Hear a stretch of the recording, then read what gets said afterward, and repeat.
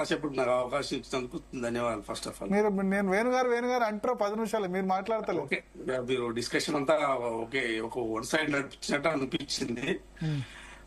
అయితే నేనేం చెప్తున్నా ఒకటి వన్ సైడ్ అంటే మీకు శరత్ గారే ఇస్తున్నారు. అంటే వాళ్ళు మాట్లాడింది వన్ సైడ్ అంటే నాకు అవకాశం కోసం వన్ సైడ్ అన్నా. నేను వాళ్ళు ఎవరైనా మాట్లాడు, వాళ్ళకి అభిప్రాయాలు ఉన్నాయి, వాళ్ళ అభిప్రాయాన్ని వాళ్ళు వ్యక్తం చేసుకోవచ్చు, తప్పేం లేదు, అందులో మనం తప్పు పట్టట్లేదు. అడ్వకేట్ గారు మాట్లాడారు, ఆయన కూడా ఎందుకంటే గతాన్ని ఇప్పటిని మొత్తం కలిసి కొంత మిక్స్డ్ గా మాట్లాడినా అందులో తప్పేం లేదు, దాన్ని మనం స్వీకరించాలి. ఒకటి ఇప్పుడు కొంత దిలీప్ గారు మాట్లాడింది ఏంటంటే ఇప్పుడు దొంగే దొంగ అన్నట్టుగా ఉన్నది. ఫస్ట్ ఆఫ్ ఆల్ సింపుల్, ఇంకేం లేదు అందులో, ఒకటే అర్థం. మేము సైబర్ సెక్యూరిటీ తెచ్చినాం, దీన్ని వాళ్ళు ఇంకో దానికి ఉపయోగించుకుంటున్నాం. మీరు దేని తెచ్చింది, ఎట్లా తెచ్చింది అందరికి తెలుసు. ఒకటి మీరు చేస్తున్న వ్యవహారాలు చూస్తే ఇవాళ ఒక భరత్ గారు మీరు చెప్పండి, సోషల్ మీడియాను ఏ విధంగా బీఆర్ఎస్ పార్టీ నడుపుతున్నది అనే దానిగా సోషల్ మీడియాలో కాంగ్రెస్ పార్టీ వెనుకబడింది అనేది అందరు కూడా కూర్చున్నారు. అసలు సోషల్ మీడియాలో చాలా వెనుకబడిపోయింది కాంగ్రెస్ పార్టీ అనేది చాలా మంది వినండి. ఒకటి నేను మాట్లాడుతున్నప్పుడు నేను చాలా నేను మాట్లాడలేదు, మీరు చాలా రకాలుగా మాట్లాడారు. ఒక్క మాట కూడా నేను అబ్స్ట్రక్ట్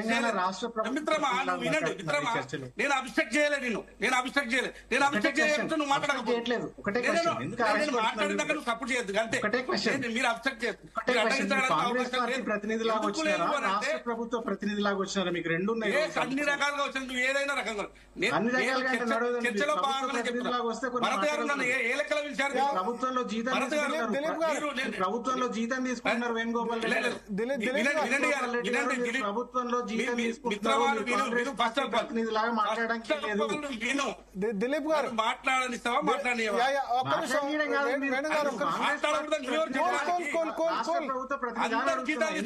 ఆవేశపడుతున్నారు దిలీప్ గారు దిలీప్ గారు మళ్ళీ అవకాశం ఇస్తాం.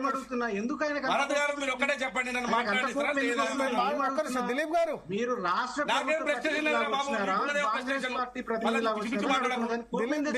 దిలీప్ గారు ఒక్క నిమిషం, మళ్ళీ మీకు అవకాశం వచ్చినప్పుడు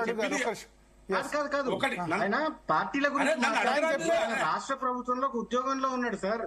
అదే ఆయన అన్నారు నేను రెండు రకాలుగా వచ్చానంటారు. ఒక సంస్థకు ప్రతి పౌరుడుగా మాట్లాడే అవకాశం ఉన్నది, ప్రతి పౌరుడిగా అవకాశం ఉన్నది. అరే నేను మాట్లాడుతున్నా, పౌరుడుగా మాట్లాడతాను, ఇంకేమైనా ఇబ్బందా? మాట్లాడడానికి వీల్లేదు. మాట్లాడతా బరాబర్ ఏం చేస్తున్నా చేసుకోపో, మాట్లాడితే ఏం చేస్తున్నా.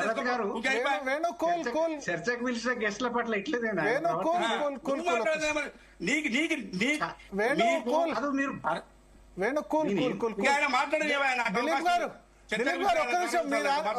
మీ దానికి ఆన్సర్ ఇచ్చారు ఏంటంటే నేను పౌరుడిగా వచ్చా లేకపోతే రెండు విధాలుగా వచ్చా అన్నారు.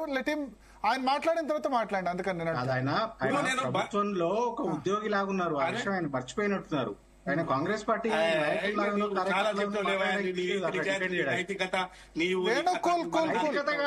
రూల్ కాదు. ఒకటి నేను మాట్లాడినాక నేను అందుకోసమే మీరు మాట్లాడుతున్నంత సేపు నేను సపోర్ట్ చేయలేదు. దిలీప్ గారు ఆయన మాట్లాడిన మీరు సమాధానం ఇస్తున్నారు. దిలీప్ గారు ఆయన మాట్లాడిన తర్వాత మీరు రేజ్ చేయండి, తర్వాత అవకాశం ఇస్తారు. కాంగ్రెస్ పార్టీ ఏం చేస్తుందో చెప్పిండు, బీఆర్ఎస్ పార్టీ ఏం చేసి చెప్తుండు, ఆయన ఒక న్యూట్రల్ గా ఒక పద్ధతిగా చెప్పిండు, దాన్ని నేను స్వీకరించాను.